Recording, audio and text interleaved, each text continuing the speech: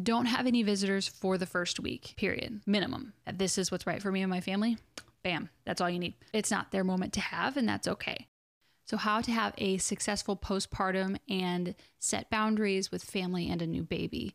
Hi guys, my name is Ilea and I just had a baby 9 weeks ago today. She's actually upstairs napping. I'm downstairs in our podcast area. Typically this isn't where I would set up for my personal channel, but you got to do what you got to do when you have a limited amount of time. If you're watching this and you're pregnant and you're trying to figure out how to, set boundaries with family before the baby comes, that would probably be the best scenario. So let's just get started. And this is all based off of my experience. So not everything will work for you. Not every family is the same. Take the information and tweak it to what fits your lifestyle. First off is manage expectations and inform family how labor and delivery is going to go. We made sure that when we decided to share where we were going to have our child, it was not up for debate. We didn't have to come to a consensus with anybody in the family. The only people who could speak into that experience was me and my husband, and that's it. And obviously our midwives that we hired at that time. Now, it's a different story, but we ended up switching to a home birth at 35 weeks, and we didn't share that with anybody because we didn't want the commentary. So that being said, you don't have to come to a consensus when it comes to where you give birth. Also have the conversation early about who is going to be at the labor and delivery and how that's going to look. For me personally, it was really important that nobody was there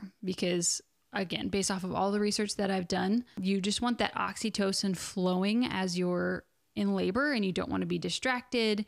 And for me, if people were waiting in the lobby, if we would have stayed at the birth center, or even if we were here at home and people were in the living room, chatting, hanging out, for me, it was 26 hours of labor. If people would have been hanging out in like the lobby of the birth center or in my living room, I would have been stressed that like so many people were waiting on me. I already felt that pressure with just having my midwife, doula, photographer, and my sister-in-law, who's like my best friend, and my husband there. Like I felt guilty that my labor was taking so long. Obviously, you can't control that. But for me, I was like, I don't want anybody waiting in the lobby or even in the room with us because I don't want that pressure of them being there. You know what's right for you and your baby and you and your family. So be sure to have those conversations early because it can be a sting to people. A lot of people expect to be the first ones in the room or be the first ones to hold the baby outside of the parents or the first ones to give them a bath. Like there's a lot of these really old traditions that kind of are expected, but other people's expectations are not your responsibility. So make sure you have those conversations beforehand. I had the conversation with my family and my husband had the conversation with his family to set up the expectation that we were prioritizing our bonding over everyone else's. There's plenty of time for other people to bond. And if you get some pushback, it's okay to be kind and gracious and say, I appreciate your concern, or I appreciate that you want to meet our child and that you love them as well. But I am the mom, or we are the parents, and we know what's best for our child. And we appreciate your respect and understanding during this time. It's as simple as that. And you don't have to come to a consensus. I don't know how many times I have to say that. Like that is something that has been like life rattling for me. It's like, you don't have to convince people that your decisions are the right ones. As long as you know in your gut and your instincts, your God-given discernment that this is what's right for me and my family, bam, that's all you need. Number 2, set yourself up for success.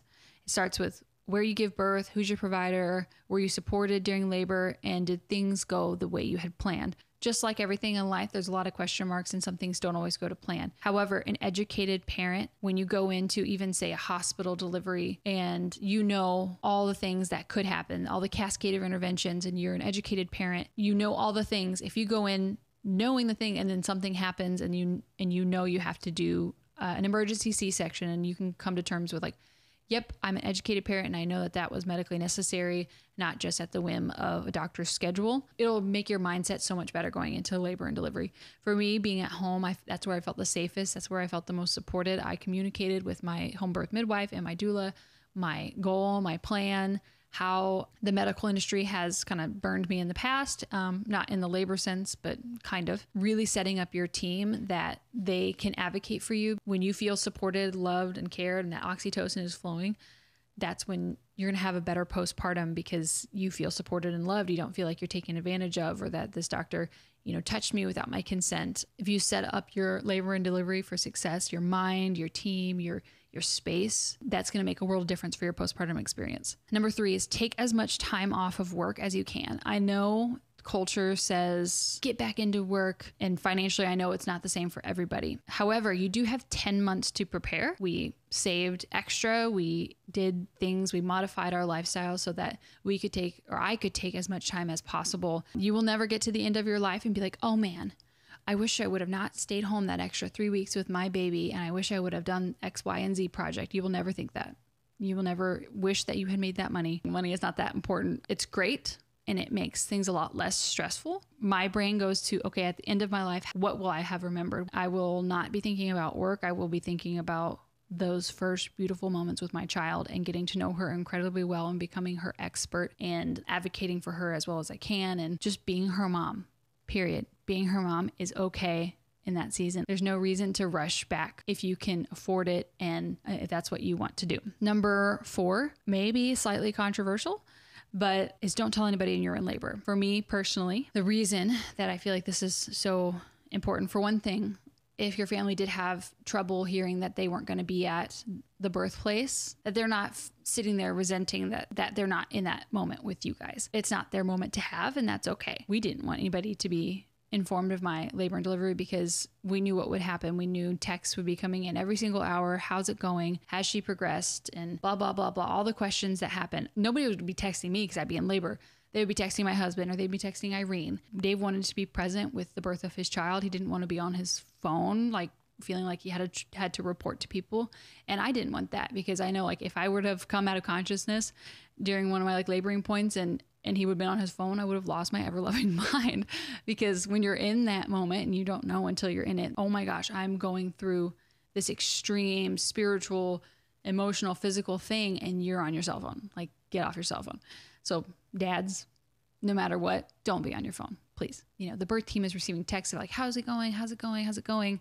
They feel like they need to report stuff and they're putting stress on whoever your birth team is, feeling stressed that like, oh, this should be going quicker because people are asking, and like it's putting a timestamp on something that doesn't, it's not a time crunch. Like babies will come when babies come. So mine was 26 hours. And if Dave was giving a report every single hour to family, it would have taken him out of the moment of the birth of his child. It would have taken Irene out of the moment of the birth of her niece. And it's just don't tell people when you're in labor.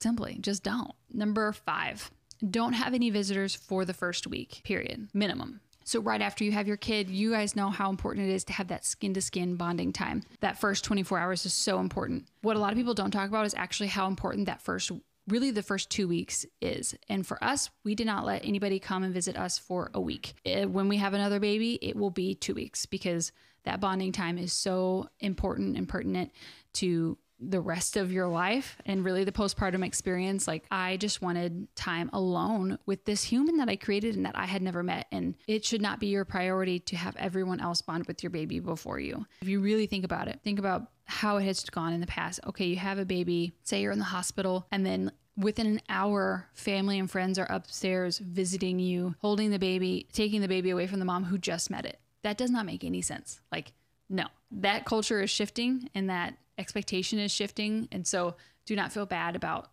taking as much time as you need to bond with your child because you are the one who has to raise it. I know everyone gets super excited about meeting the new baby and bonding with the new baby. Maybe ask yourself, how involved will this person be in the upbringing of your child?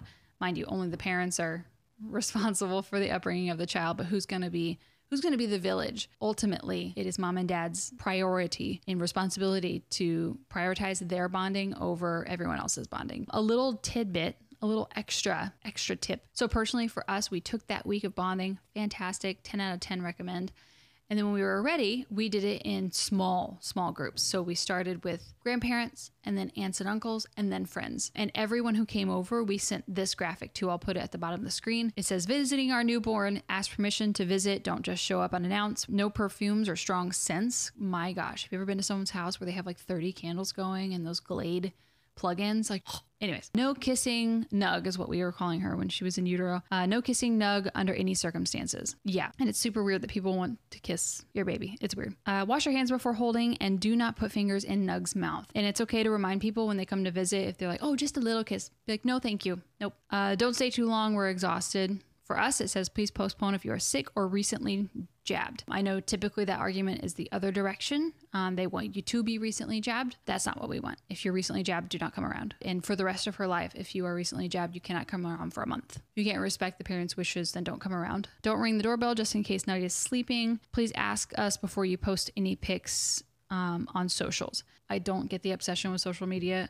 We're content creators. And I think there's a time and a place for it, but everything we do is delayed, and it's always prioritized safety of the child. So I will post that graphic on my social media, and you can use it for your next birth experience or prepping family for your new little nugget of joy. But just remember, the people who have the most trouble with someone setting a boundary are usually the people who were taking advantage of you not having any. So set up those boundaries, stick to them. I know it's hard, but it will be better for you, your postpartum experience, your baby, and your husband, and ultimately your family, when everybody knows when you push out a human that you guys are in charge. Peace out.